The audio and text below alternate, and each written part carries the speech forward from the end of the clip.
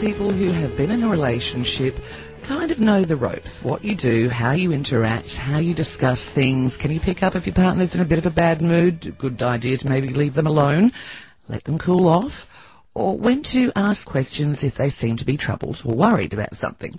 Does that actually work if you are having relationships within the office? Now, I'm talking about not romantic relationships in the office, but workplace relationships. How do you deal with your colleagues? How do you deal with their mood swings? Do you ask them if they are okay? Is it an appropriate thing to do? Discussing this, somebody who has had a lot of experience in this particular area is Denise Love. She's the State Manager of Russo Recruitment. Very good evening to you, Denise. Hello, Sally, and good evening to you too. If you look at the difference between relationships being personal and the relationships you have with colleagues, how do you develop a relationship with colleagues or potential colleagues? What's appropriate and what isn't? Interesting question. It is. You know, and I suppose you could speak to a half dozen people and they'd all take a different approach to it. And look, really, whether it's at work or whether it's in our personal relationships, you know, a lot of the time it is the same approach. In the work environment, we're protected or bounded by legislation. What's bordering on bullying and harassment if we do sort of, you know, approach people. And you sort of, I suppose we need to be well educated in reading body language, and I guess good recruiters can do that. We're always reading moods and reading body languages, so I guess in our team we sort of know when we'll approach somebody or when we won't. We've got a responsibility to self and a responsibility to our colleagues, and there's nothing nicer, I think, than a supportive working environment where people do care, and you go up and say, well, you know, Sally, you know, you seem a bit down today, you know, can I make you a cuppa or something along those lines, you know? When you're actually recruiting, how do you pick that personality that you know is going to fit in with a particular type of business? Good question, Sally, and it's different for every environment. And, you know, we can certainly assess very much, like if we were interviewing you, Sally, you know, whether you can do the job and will do the job, but will you be a fit for your team environment? So, you know, how do we describe culture? What's it like around here? Is it a fun environment where you do want people with a sense of humour? Or is it all very serious and down to business and, you know, this is the technical environment and this is what we do? So it is about those, I guess, characteristics and values and asking a lot of questions around the motivation that really determines whether that'll be a fit. And that's like when we're forming our personal relationships. You ask all those things, you know. And what's the common ground or the common interest, I suppose. So there are similarities. Oh, there are, and that's what it's all about when we're matching up, for want of a better word, I suppose. And we want those long-term matches that'll work well, don't we? Whether it's at work or home. That's very true. Denise, if you are a person who is about to start a new job within a new company, of course, it's just smart these days to find out about the company and the general history of it. Do your research. That's step number one. It's something that should be a given these days, even if sometimes it's not. However, when you're then moving into an office environment, how do you approach new colleagues? What are the things, the do's and don'ts, to actually develop a good working relationship with your fellow workers?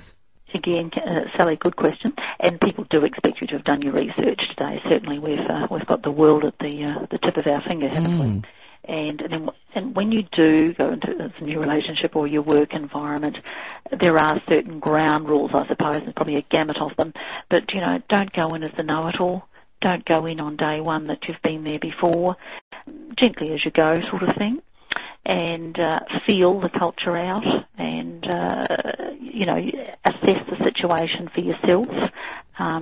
It's like a relationship, you know, there's a honeymoon stage and then it becomes, you know, the humdrum of the maintenance. And you keep, you know, fertilising that, I suppose. And so it is with your work environment. It's all new.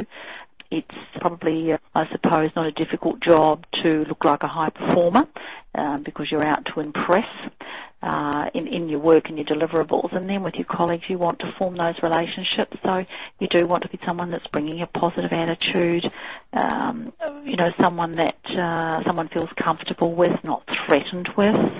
So I guess sometimes, you know, there's a bit of an ego in all of us, but how much should we take into that work environment? It's all about having a balance and I don't use that word lightly. It is about having a balance and being sensible really for the type of environment. If you're in a factory, well, it's all about obviously safety and everything else.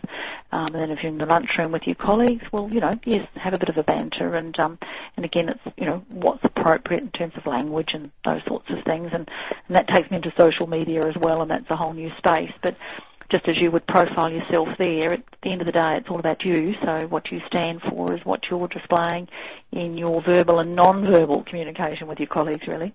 You were talking earlier on about the whole honeymoon approach. You're there, everything's wonderful, it's new, you're just trying your hardest. The honeymoon, of course, eventually over, old, stale. And the relationship with work can do the same with an employee.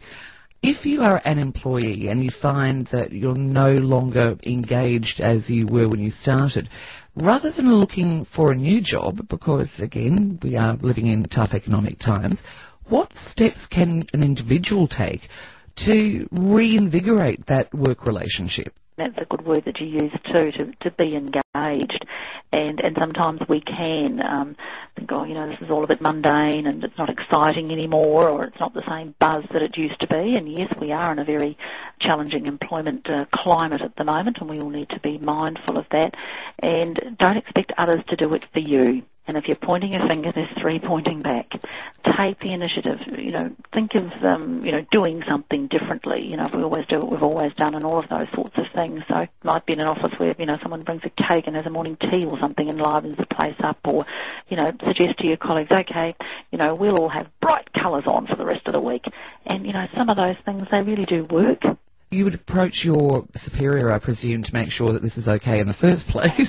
Absolutely. Have an open relationship. Don't hide away. And I firmly believe in that in leadership today. Have open relationships with your people so that they feel comfortable sharing their dreams and their desires and their plans with you, whether it's their career plan. And we should be, as leaders, we want to develop people to be the very best personally and professionally while they're under our leadership. And they should feel comfortable in coming forward and saying, I challenge you to think about this. If you thought about that, perhaps we could be doing this. Be the initiator. Don't sit and wait for someone else. I suppose a lot of people would find themselves, certainly if they work in a medium to large workplace, that them being one person, an individual, they really can't make a difference. So they would be hesitant to perhaps approach a superior to suggest something just as innocuous but fun as, everyone wear bright clothes this coming Friday. I hear what you're saying, but Nelson Mandela is someone that's always inspired me greatly, Sally, so I firmly believe one person can make a difference, and know that you can. And look, sadly, there may be some people that don't feel they can approach their boss, and that's another matter. So that's another matter that I'll just park for the moment if there's not that relationship or interaction with your boss, and there should be, and it's a two-way thing. But most work environments today, it is about human capital, the talent, the focus on the employee. So it should be an environment that does encourage ideas that are going to benefit the business and benefit the individuals as well. There are so many things that we could continue talking about because there are so many offshoots with regard to work relationships. I would love to have the opportunity to talk to you about these sort of things further, Denise. It would be wonderful if we can catch up together in the future. Thanks for your time this evening. Sally, thank you. It's been a pleasure. Denise Love,